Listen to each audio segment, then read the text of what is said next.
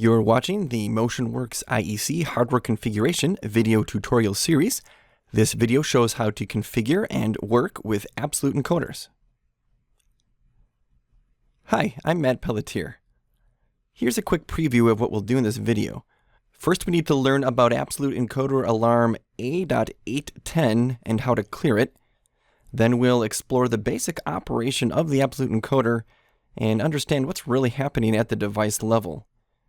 We'll discuss the encoder battery and show you how to handle the multi-turn limit that is critical for applications with infinite motion in one direction. To follow along in this tutorial, you'll need connection to one of our MP3300 IEC and Sigma 7 demo units. If you would like remote access to one of these demos, please request by email to training@yaskawa.com. You can see how this works in the remote connection e-learning video. Before we get too deep into the details of absolute encoders, we have to address what's usually the immediate concern, alarm A.810.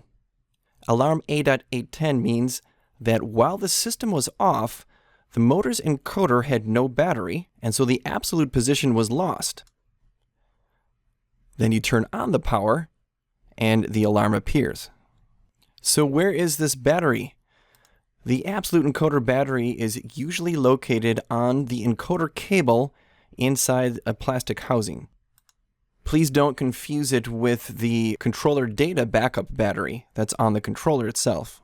Now, I've got a question for you to consider. Under what real-life circumstances might the encoder alarm be produced? Remember, you get this alarm when there's no battery voltage while the power's off. How could this happen? Pause the video to think about it for a minute. There is more than one right answer, and then we'll resume and I'll discuss. One scenario for alarm A.810 is simply that the encoder cable was disconnected from the motor. Every new motor in the box comes in this condition. So anytime you first connect the motor, you will get this alarm. This cable may also become disconnected from the motor during machine maintenance. But there are other ways to lose battery voltage when the power is off. And one of them is that the battery is simply dead. Or it could be missing completely. If you power off the servo with a dead battery or no battery, there will be alarm A.810 at the next power up. What if you turn the power off and replace the battery before it's dead? Well, that's power off without the battery and you'll still get this alarm.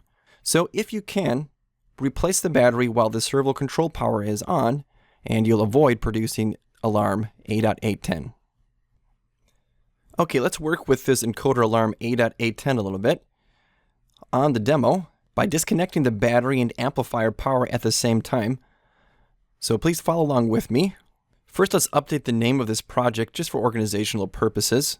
I'm using the project from the previous video called Basic X Config.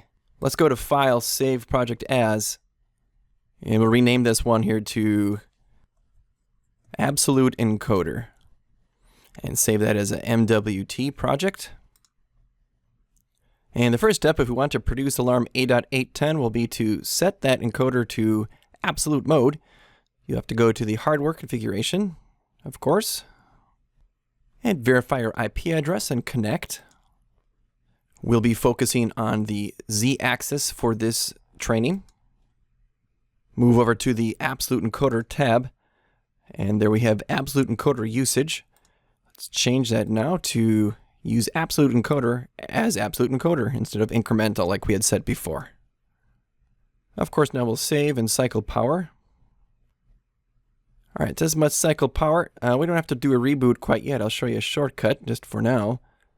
And click OK here, and let's look at the demo and pull up the remote I/O. Remember, we have some hardware connection to this particular amplifier. We can turn off the control power. And now while control power is off, we can disconnect the absolute encoder battery. So there it is, absolute encoder battery. We're getting some errors from the hardware configuration. Let's just go over to it and you're going to close it. Okay, now the amplifier is off and the battery is disconnected. Let's connect that battery back in. Maybe this is a battery replacement, and turn the power back on. Let that boot up a little bit. And there we get it, alarm A.810. Rebooting the amplifier this way by removing power, we did lose communication with the controller. So let's go back into hardware configuration and reboot. Under the online menu, you got the reboot controller.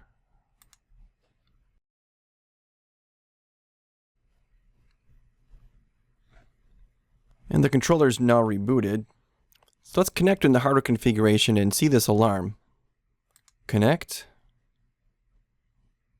And there's the alarm on the Z-axis. And under alarm, we have our description, A.810 encoder backup error. All the power supplies, meaning battery, for the absolute encoder have failed, and position data was cleared. Can the alarm be cleared here? Can you hit clear alarm? You can click the button, but it does not clear. To clear alarm A.810 in hardware configuration requires this special dedicated button called Reset Absolute Encoder. But even after clicking this button, you need to reboot in order to clear the alarm. So let's give it a shot here on your demo. Be sure you're on the Z-axis and online. And if you are, then you'll be able to click the Reset Absolute Encoder button. Tells you got to cycle power, so we'll click OK. Power cycle the machine. You could do that with a hard reboot with control power disconnect, but as you saw before, we'll lose communication to the controller anyway. So it's just as easy, we might as well do the reboot through hardware configuration, online reboot controller, and that will also reboot the amplifier. And there's the reboot. Both amplifiers have rebooted and the alarm's gone. That's how you clear alarm A.810. Simply click the absolute encoder reset and reboot. At this point, I invite you to repeat this procedure of producing the alarm and clearing the alarm until you're confident on how to clear this using the hardware configuration. I think you'll be able to better understand the behavior of alarm A.810 and the position feedback if we take a little time to examine how the absolute encoder operates. And it helps to compare the absolute encoder with its more simple counterpart, the incremental encoder. What these encoders have in common is that they are optical devices attached to the shaft of the motor, and they spin. However, the incremental encoder loses its position every time the power goes off. This is not necessarily a problem, it just means that your controller needs to execute a homing routine every time the power turns on to re-establish position 0 relative to the machine. That homing routine can be avoided, and you can power up and be ready to go a lot more quickly if you use the absolute encoder. With the absolute encoder, the position is tracked and saved with that battery. The controller does require a zero set procedure of some sort when the motor is first installed, but then that does not have to be repeated at every power up. Additionally, with Yaskawa, we can use the absolute encoder and run it as an incremental anyway, which is what we've been doing up to this point. Now, how does this absolute encoder work? The encoder disk has many tracks and sensors to determine the exact position within one turn. Consider that to be a partial turn. The resolution is over 16 million encoder pulses in a Sigma 7 24-bit encoder. As the motor continues to rotate, the battery stores the number of turns that have been completed. And we call this the multi-turn counter. The battery also serves to, in a sense, keep the encoder on and keeps counting the turns even when the power is off. When you turn the power on, this number of turns plus the partial turn information are converted into an absolute position, which is sent into the amplifier through our serial encoder interface. The amplifier can read that position over the serial data transmission from the encoder. The controller reads the position over Mechatrolling 3 or EtherCAT, whatever network you're using, and applies an offset for the machine's 0-point calibration and converts the encoder position to user units. So now think about this. When we reset the absolute encoder, the message said that it cleared the multi-turn data. So what will be the position reported to the controller after doing this reset? Well, the answer to that question is what I'd like us to look at right now. Over in the hardware configuration, we just did this reset absolute encoder, and you can look at the test move tab to see the feedback position. Our feedback position is not 0. And that's because the absolute encoder is still absolute within 1 rotation. Let's look at the incremental encoder axis Y under test move. And it's pretty much at 0. So please bear this in mind that when you reset the absolute encoder, you're not resetting the position to 0. You're only resetting the number of turns, and the partial turn information is still stored in the encoder and will be sent up to the controller. And so after an encoder reset, this position will not be valid. And that's really the whole reason for alarm A.810 is to let you know that the encoder's reported position is not valid, and it's forcing you to do something about it, go through some steps to clear that out, and then recalibrate the position as seen by the controller. Now let's talk about the absolute encoder battery. You probably still have some questions about it, and here are the most common answers to those questions. How long does the battery last? 5 years is our specification. Can you replace it with the power on? Yes, you can, and we in fact recommend that you do whenever possible, just so that you can avoid the whole absolute encoder reset procedure. And of course, the benefit to putting the battery right on the cable like this is that the position is still maintained even if you need to service the amplifier or unplug it or replace it. You still have your absolute position is calibrated, and there are fewer scenarios by which you could then lose the absolute position with the battery in the cable like this. But battery in the cable is not the only option. You can also route your battery, or any 3.6 volt lithium battery, through the CN1 connector. This has the advantage that many axes can share one external battery. This allows you to use a standard encoder cable without that battery compartment, and can save a little space and save a little bit of cost for the cable as well. But while there are these benefits, there are now more scenarios by which you can lose the absolute position.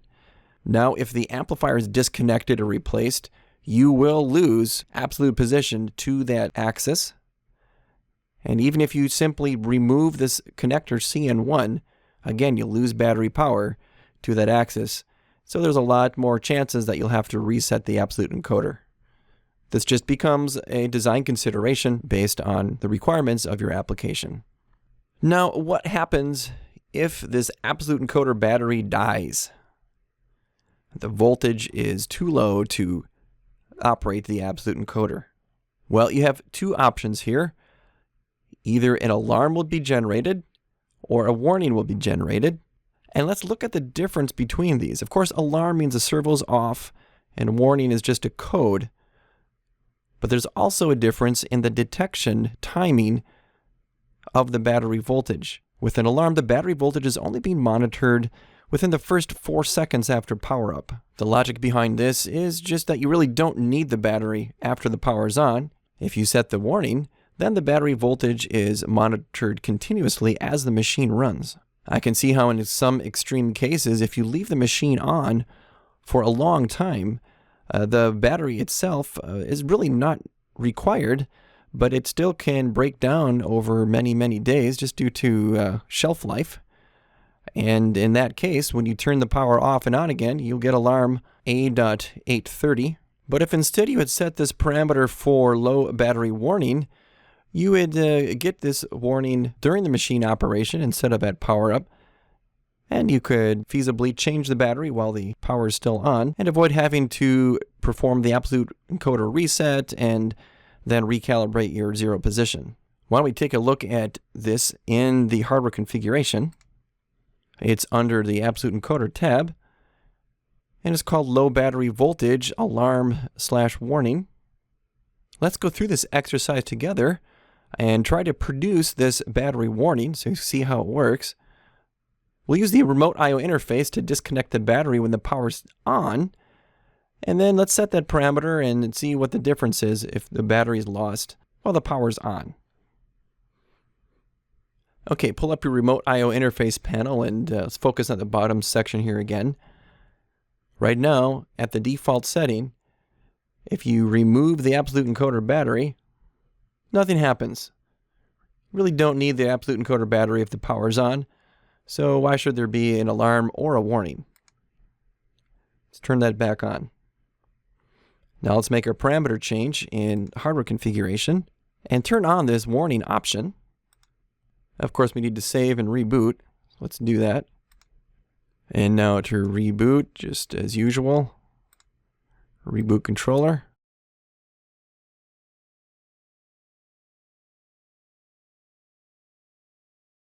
Okay, there was the reboot.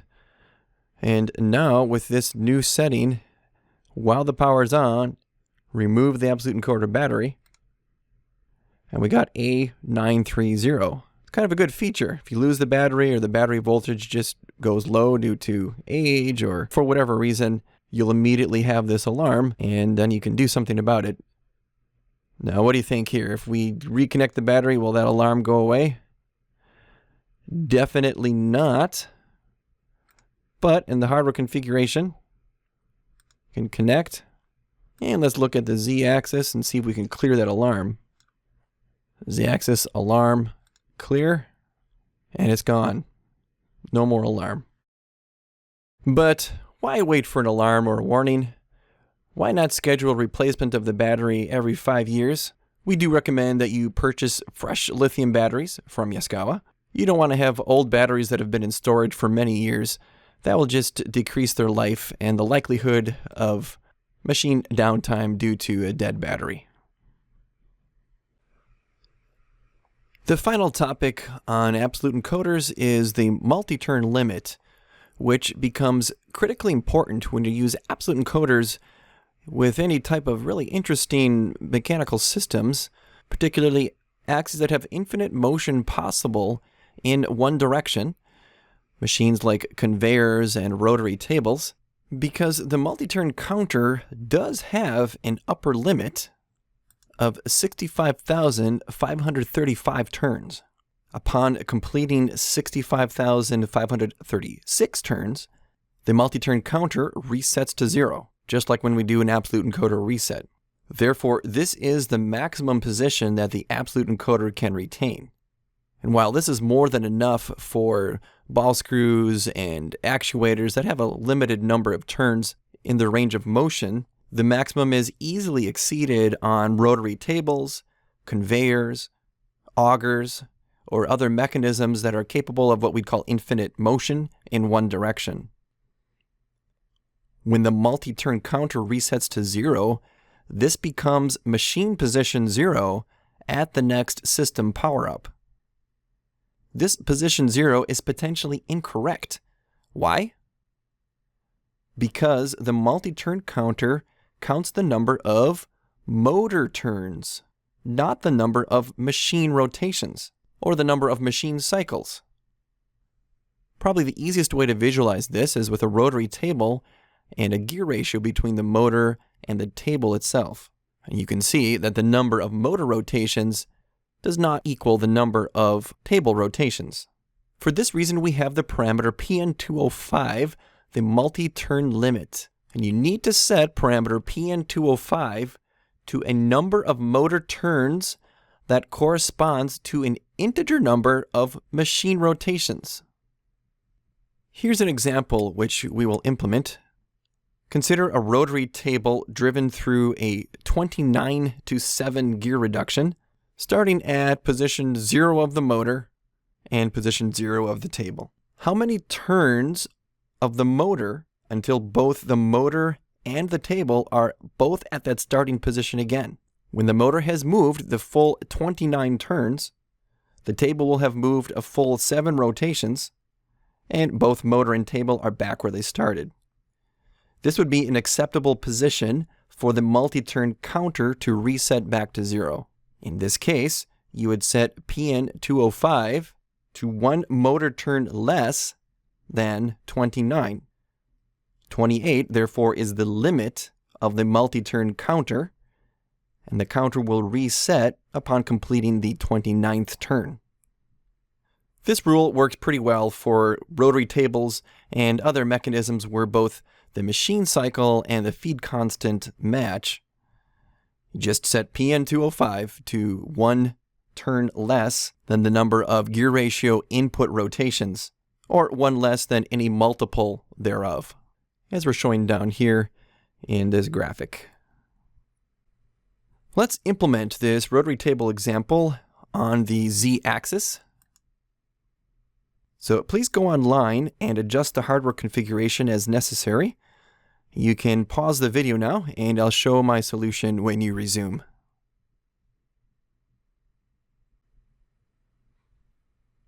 Okay, here I have outlined the solution for this example. Under the Configuration tab, we'll put in the gear ratio, 7 output rotations, and 29 input turns. The load type is rotary, and the machine cycle is 360. And we'll set the multi-turn limit to 28. 29 minus 1. Right, we're online, and save. And of course, reboot for changes to take effect. And now, real quickly, as an aside, what would you do if the gear ratio was something like 7.2 to 29.1? Would you set the multi-turn limit to 28.1? No, it's got to be an integer. It doesn't really even make sense to enter a fractional number of turns for this counter. The solution for this type of gear ratio is to convert to 2 integers. So you could have 72 to 291, and then you could set your multi-turn limit to 290. Let's go back to our example where we had 7 to 29. And our reboot is done, but we're presented with this alarm ACC0. Alarm ACC0, otherwise known as multi-turn limit disagreement, means that the motor has one value for multi-turn limit, but the encoder has another. We basically need to program the encoder with this value. This is important. The encoder essentially does have a parameter in it. And if the parameters don't match between the amp and the motor, as they do currently, then you get this alarm. We'll clear this alarm, ACC0, with that same encoder reset button and reboot. So if you haven't done this already, follow along with me here. I'm online, and we'll go to the Z-axis and reset the absolute encoder, just like we did for alarm A.810. Okay. Please note this feature is only available on MotionWorks IEC version 3 and higher. We'll finish it off here with a reboot controller. And you may also recall that this alarm ACC0 can also be cleared in the web UI or in SigmaWin Plus, our servo software. There, now the reboot is complete. To verify this, let's run the motor beyond that 25 turn maximum. We'll note the position in the test move feedback position, cycle control power, and if everything is correct, the position will not change when we turn the power back on. So one more time, we'll go connect online. And under the Z-axis, we have the test move. And let's put in here 3,600 degrees. We'll accelerate 3,600. We'll go just direction forward. Let's give it a nice speed here of 1,800. And just one cycle. And I want to see this happen, so I'll click Start here. Let's enable the axis. All right, it ended up at 0, so let me do another move here. Let's just offset it by a little bit, maybe 45 degrees. And don't forget, this is 45 degrees for our current configuration with a gear ratio. We're just looking at the motor. We really don't have this gear ratio on the demo. Okay, so let's move another 3600, doing 10 rotations of the table. That's way more than 29. But we end up here back at about 45 degrees. Okay, that's the position. Now in the remote I/O, I can turn off that control power and turn it back on. Of course, error communicating with the axis. Let's remember what's happening in the absolute encoder when you turn the control power off and then back on. It's reading that encoder position into the amplifier and then sending it back into the controller. Of course, that step is not taking place right now because we've lost the Mechatrolink communication. So let's reestablish Mechatrolink with the controller reboot.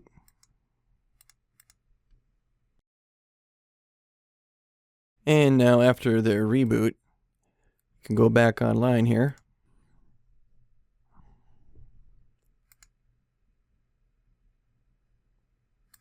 And the z-axis position is still reporting about 45 degrees. Servo's off now, so it might have dropped a little bit. Now let me demonstrate what happens if the multi-turn limit is not set correctly. I've gone through and set the multi-turn limit to 29 instead of 28, and I cleared alarm ACC 0 here just in the interest of time. I've set up my test move here again, and the rotary table is at 45 degrees. So let's run that distance. And note the position is still 45 degrees. And now do the same thing as before, where you remove control power to the amplifier and turn it back on. Again, we'll need to reboot the controller to re-establish communication. Now I'm rebooted and back online, but you can see in the test move, it's not reporting 45 degrees like it was before. The motor's not moved, the mechanism hasn't moved, but the feedback position is being calculated incorrectly through this gear ratio because the multi-turn limit in the encoder is not correct. Usually in training, we always show you how to do it right so that you do it the right way, but I thought it would be instructive to show what happens if you do it wrong in order to emphasize the importance of setting the multi-turn limit correctly. Your final exercise now for this section is to restore the original z-axis configuration. Let's keep the absolute encoder as absolute, so we have one absolute encoder in the system. Let's put the gear ratio back to 1:1. Let's put the multi-turn limit back to 65,535. And you'll have to, one more time, clear the resulting ACC 0 that happens every time you change PN205. And when you're done, I'd like you to save the project as a ZWT. I trust that at this point you're able to do this without guidance. So please pause the video and restore the original z-axis configuration. Here's my project. I've got my gear ratios back to 1:1 and my multi-turn back to 65,535. All my alarms are cleared, no more ACC 0. I've done my reboots and my encoder resets. So let's save off this project now as it is. Under File, Save Project As, Zip Project As. We'll call it Absolute Encoder. Saved as a zipped project file. Just so you have this for reference here in the future. We went through and implemented an example of a rotary table, but what about conveyors or other mechanisms where the machine cycle and the feed constant don't match? This conveyor has a machine cycle of 3186 millimeters. The conveyor itself has a 45 millimeters per rev input shaft, one rotation of that shaft. And there's a gearing set up here that's got an effective 35:1 total ratio. You can see how that would look in the hardware configuration. What would you do with PN205 in this case? It's a little bit more complex than the rotary table, isn't it? You might want to try this equation. This equation is based on the data that you'll see here in the hardware configuration, and you'll have to iteratively try different values of n such that when you solve for PN205, you'll get an integer that's within the range, the 65, 535 or less. So let's take this example. If you just plug in the values here, we've got here the output rev 1, input revs of the gearbox 35. We had 45 for the feed constant, and the machine cycle 3186 times, let's try n equals 1 and see if that works, see what we get. And we multiply it all out, you get PN205 equals 2477. So this will work. As we mentioned before, if you've got fractional definitions here for the machine cycle, decimal points, in any of the gear ratios or feed constants, you can see how this math probably won't work out to be a nice integer.